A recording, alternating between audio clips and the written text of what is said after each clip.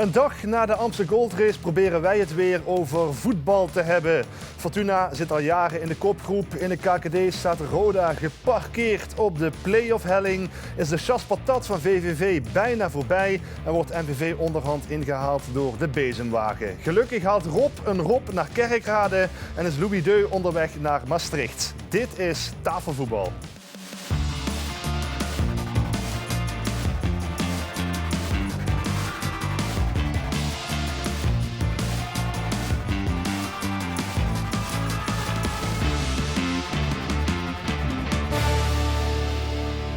Welkom bij Tafelvoetbal, de verlenging van je voetbalweekend waarin Fortuna in de Eredivisie niet in actie kwam, maar er een hele hoop gebeurde in de Keukenkampioen-divisie. Daar gaan we dus volop over praten. Dat doen we met Ivar Hoekstra van de Limburger. Fijn dat je er bent, Ivar. En dat zeg ik ook tegen de Johan Derksen en de Raphaël van der Vaart van Limburg. Als we het AD moeten geloven tenminste. Reginald Tal en Maurice Graaf. En ik zie ze allebei instemmen knikken. U zult begrijpen waarom. Ja, ik ga maar even naar jou toe, Ivar. Jij was jarig zaterdag. Gefeliciteerd nog. Dankjewel. Dan zit je lekker aan een kop koffie in de ochtend. Dan sla je het AD open en dan? Ja, ik denk, wat voor advertentiegeld heb je hier betaald? 0,0 kan ik je verzekeren. Jongen, het was 3 pagina's. Je dacht dat het ging over alle regionale voetbalprogramma's. Ja. Maar dat werd zijdelings aangestipt. Maar het was toch vooral de grote Derksen en Van der Vaart show. Waldorf en Stettler. Ja, die hoor ik liever. Waldorf en Stettler. Treffende vergelijking. Ja, het hele weekend moeten lezen om dat stuk uit te krijgen natuurlijk. Er kwam geen eind aan. Ik probeerde in etappes door te sturen naar Reginald. Ja. Die is nu door zijn bundel heen, denk ik. Laten we voor de mensen die het gemist hebben even een paar zaken eruit halen. Een paar interessante passages in het artikel. Bijvoorbeeld het volgende uit de mond van ene Maurice Graaf. Ik hoef hier maar ergens door een stad of dorp te lopen en te zeggen: hey, ben jij niet die man van televisie? Dat zegt alles. Met andere woorden, dat je meer wordt herkend nu dan in je tijd als voetballer. Ja, ik zeg er tegenwoordig wel bij, als je breedbeeld tv hebt, anders kun je mij niet ontvangen. Maar Ja. nee, ja, dat is wel zo. Ja. Ben je ook nog iedere keer onder de indruk als je hem tegenkomt zo in de visagie? Ja, dat is ongelooflijk. Van dichtbij. Ik zag hem vroeger ook van dichtbij, maar dan was eens van de achterkant. Hè? Ja. Kun jij nog over straat? Jawel. Maar ik vond hem wel een hele mooie reclame voor, ook voor jou, ook voor L1. Voor ons een beetje, maar ook voor de gasten. Voor de mensen achter de schermen ook. Hè? Ja, natuurlijk. Ja, dus... Ja, en ook voor jullie, zeker hè? Een beetje de bevestiging dat wij denken dat we al jaren een programma maken waarmee we een aantal mensen in het Limburgse een plezier doen. Een plezier doen, ja. Maar ik vond ook wel dat ze wat treffende dingen over jullie zeiden. Ik kan me nog even mee naar dit dat hoeft stukje. niet per se. Over de analytici werd het volgende opgeschreven door het Algemeen Dagblad. Het zijn analytici bij de regionale talkshows die doorgaans niet aanschuiven omdat ze nou zo'n indrukwekkend verleden hebben op de velden. Vaak is het tegenovergestelde waar. Ja, dat is jammer. Wat een Jammer kutkrant. dat ze... Wat een kutkrant. Ja, daar bedoelen ze Reginald mee, maar... Nee. Ja. Maar die jongens zijn te jong om ons te hebben zien voetballen. Ja. Daar zijn maar heel weinig beelden van. Heb je van die videobanden nodig? We moeten er niet veel aandacht aan besteden. Het was heel even leuk, maar op naar de volgende. Hè? Ja? Alleen dat broodje bal heb ik nooit gekregen hier. Nee. Nou moeten we misschien na de uitzending even kijken. Ja, Het komt helemaal goed. We gaan naar het nieuws van de dag, naar de dingen die echt belangrijk zijn. Rob Penders is de nieuwe trainer van Roda JC vanaf komend seizoen. Dat werd vandaag bekendgemaakt door de Kerkraadse club. Tekent voor 2 seizoenen. En dat kunnen we onmogelijk een verrassing noemen, toch? Nee, dat was natuurlijk vorig jaar al bijna zover. Hè? Toen hield Utrecht nog tegen. En dan zie je hoe het gaat. Dan komt er een nieuwe trainer, die neemt zijn assistenten mee. En dan kan Penders mag opkrassen. Hè? Ja.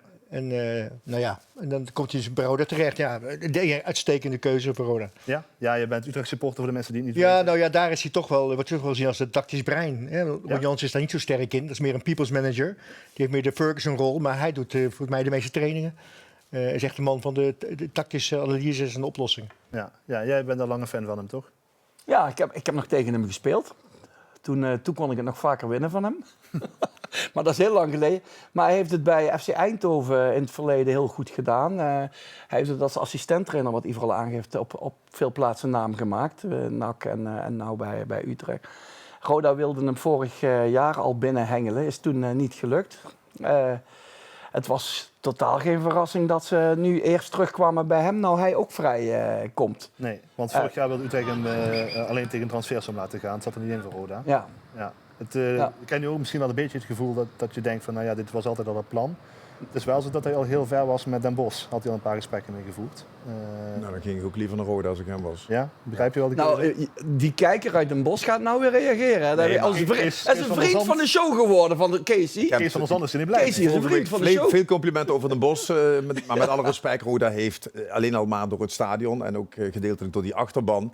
Ja, is in potentie een veel grotere club. Ja. En ik denk dat hij ook qua... Ik ken die jongen niet, ik heb hem als voetballer wel gezien. Maar ook qua zijn DNA, dat past natuurlijk ook wel goed bij de Koempel-mentaliteit. Dus nou ja, Ja. ik denk dat hij goed gaat passen. Plus het is een trainer ook in het rijtje wat Sibum en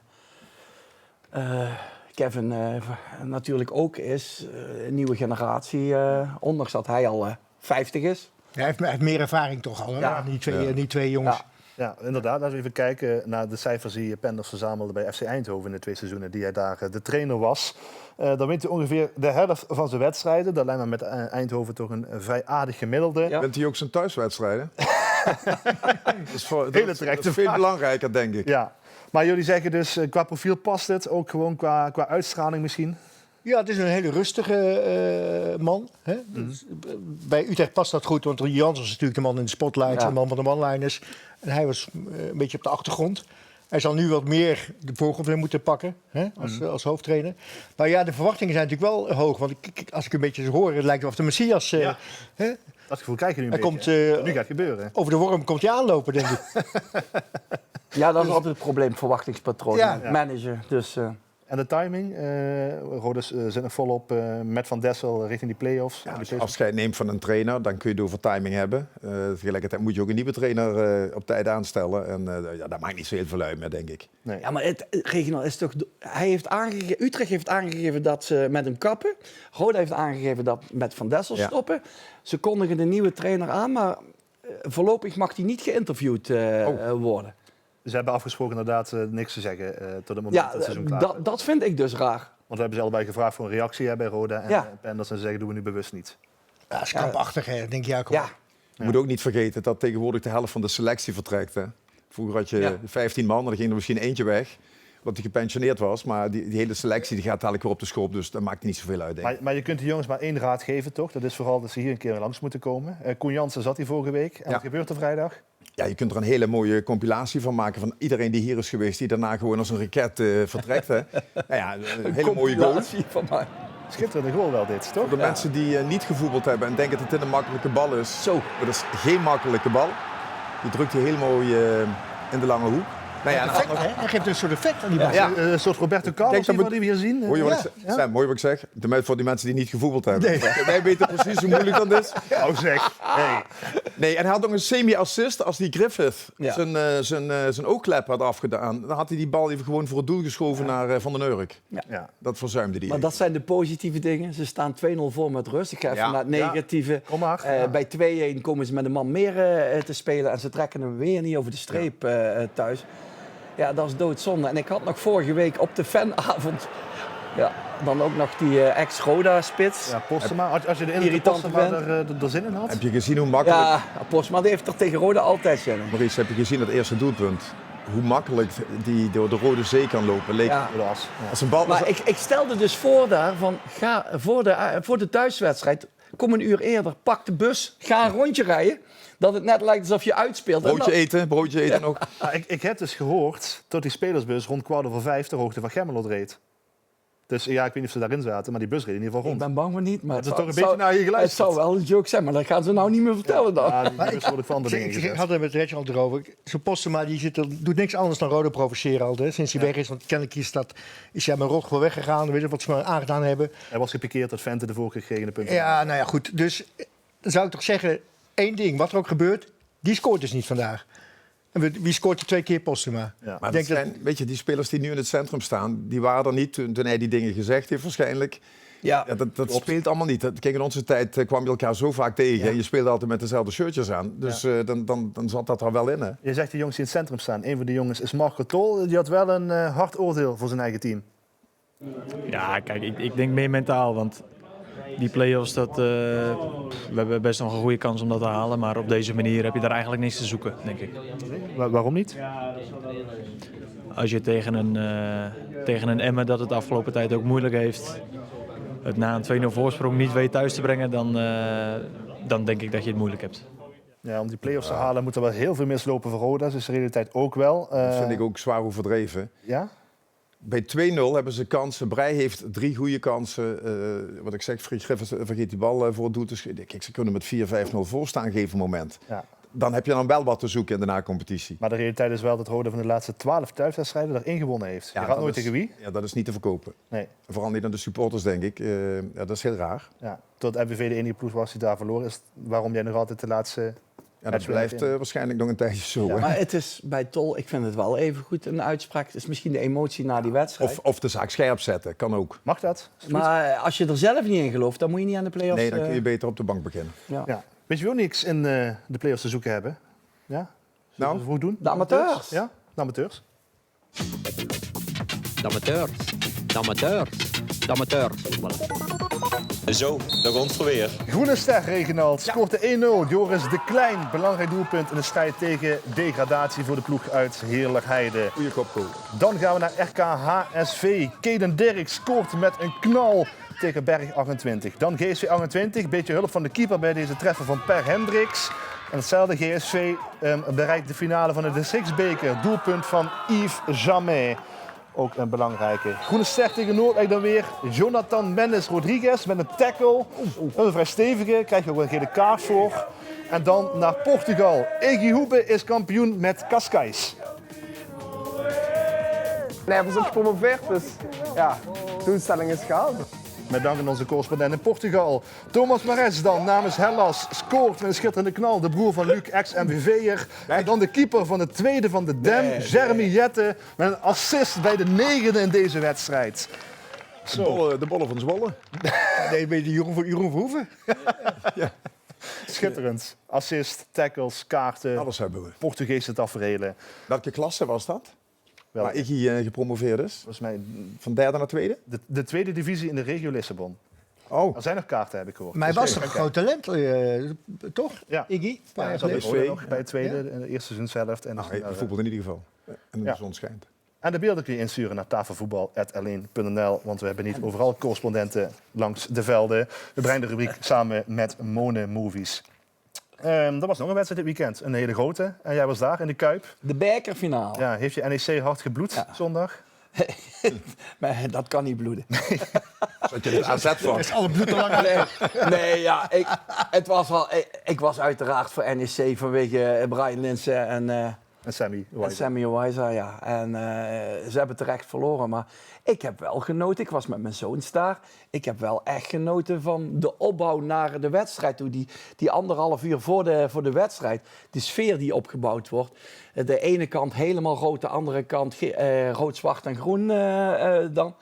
De DJ's van beide kampen, oud-speler van beide kampen die de zaak komt op. Nou, daar werd echt een sfeertje gecreëerd. Het was echt gezellig. Het is dan jammer dat er weer een paar ramdebielen vuurwerk moeten afsteken. Ja. Maar ik heb wel echt genoten van een middagje met de kinderen ook naar het voetballen. Ja. Jammer dat wel de lading van het gevoel bij Lins en Owijza, die dus geen prijs pakten.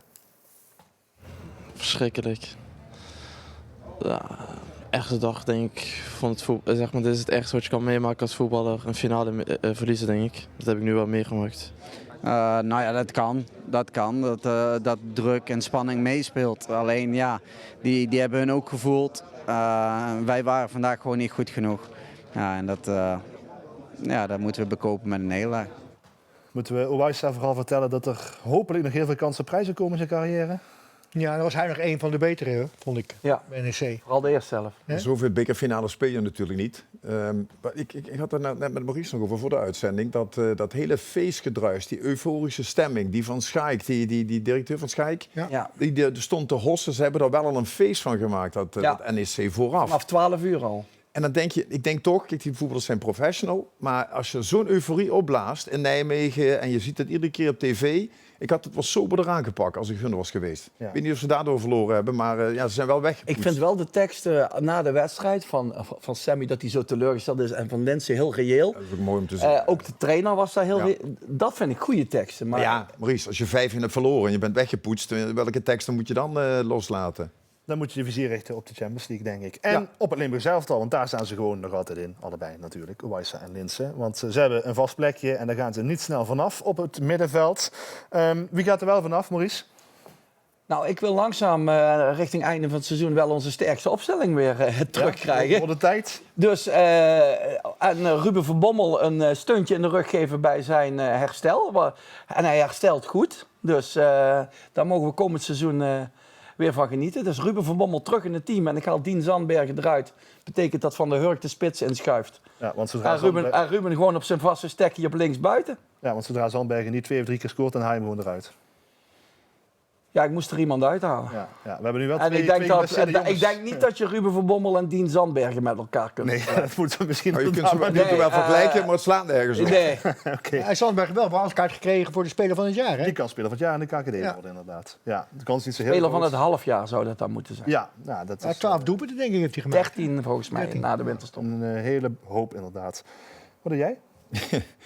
Omdat jij ook niet iemand hebt kunnen vinden die actief speelt op dit moment. Ja. Nou, ik heb er wel eentje gevonden. Ik heb wel hulp gehad van de redactie. Uiteraard. Want ik vind het gewoon heel erg moeilijk om in deze fase, of nou MVV, VVV, Rode SC, Fortuna speelde niet, om daar iemand te nomineren. Pinto gaat er heel even uit. Nou ja, en ik ben geholpen, maar ik heb ook even wat beelden teruggekeken. Lynn Willems. Ja. Hoe Tegelen? 25 jaar, uit Tegelen, 58 interlands, 3 doelpunten. Bij de vorige hoofdtrainer, bondscoach, wat minder aan de speler toegekomen. Ik heb die beelden teruggekeken. Goede tatoeage, agressief en verdedig ook nog echt. Vinnige bek. Ik denk dat de heren die rechts of linksback, dan kunnen zich daar nog een voorbeeld aan nemen. Dus Lind staat erin. Lint staat erin. De slogan van de week. Maar wel terecht. Ja, Top. ja, 3 Limburgse speelsters bij de Oranje die winnen in de basis. Ja. Ook Leugter en Levels. Gelijk en gewonnen van Frankrijk. Ja. Ze staan in de WK-pool op koers voor het WK. En Aston Villa staat erachter. Dat is goed, hè? Dat siert natuurlijk ook al. Maar die winnen, Ivar. Die bewijzen toch het ongelijk van Jonker bijna, zou je zeggen. Hè? Ja? Toen gingen ze eraf met 5-2 tegen Frankrijk. En nu winnen ze ervan, spelen ze gelijk.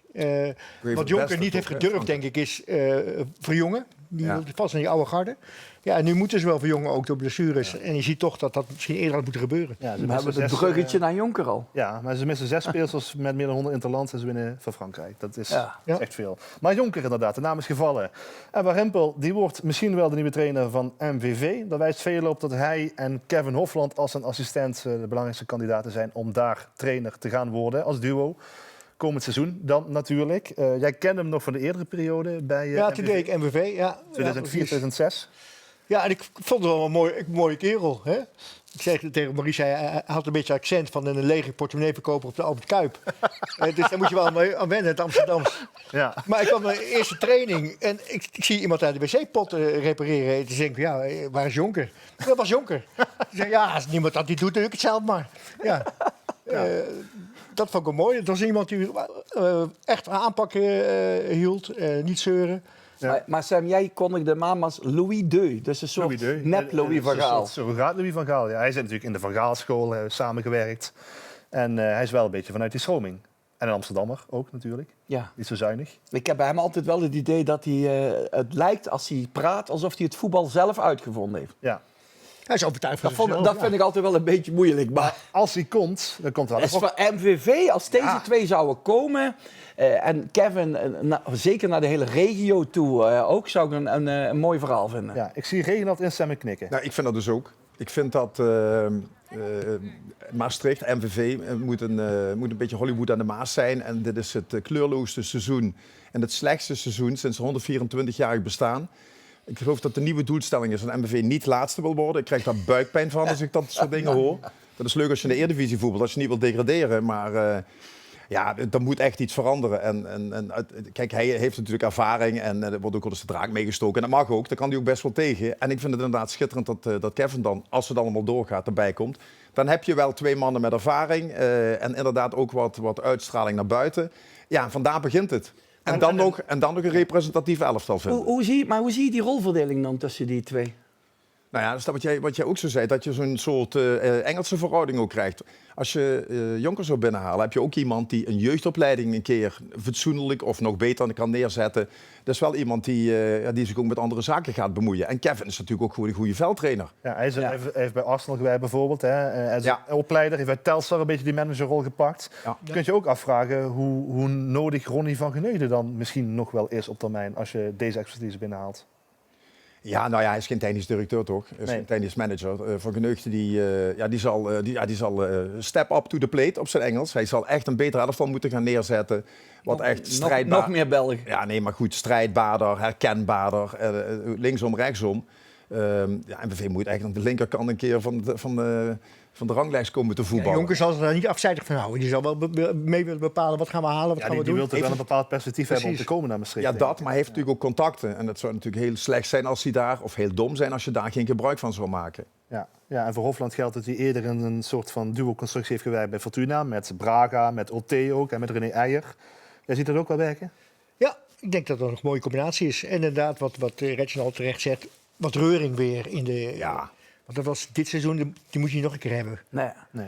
Maar kunnen we dan dat afhameren, dat als gaat wij dat gebeuren? hier vaststellen, dat jullie zegen is er? Ja. Dan kunnen we naar het volgende agendapunt, voorzitter.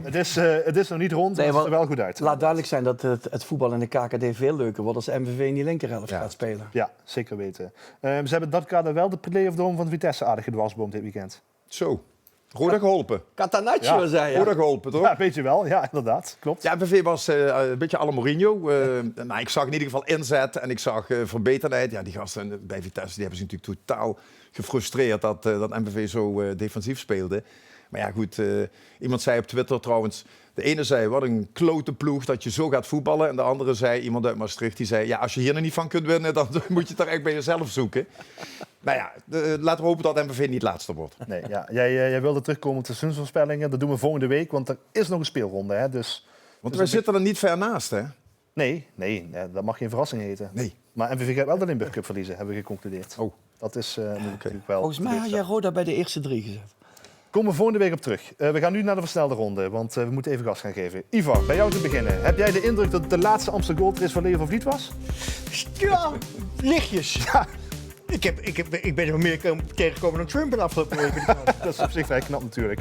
Evenepoel, de terechte winnaar van die Gold Race. Ja, er zijn maar 3 renners die tegenwoordig alles winnen. Hè.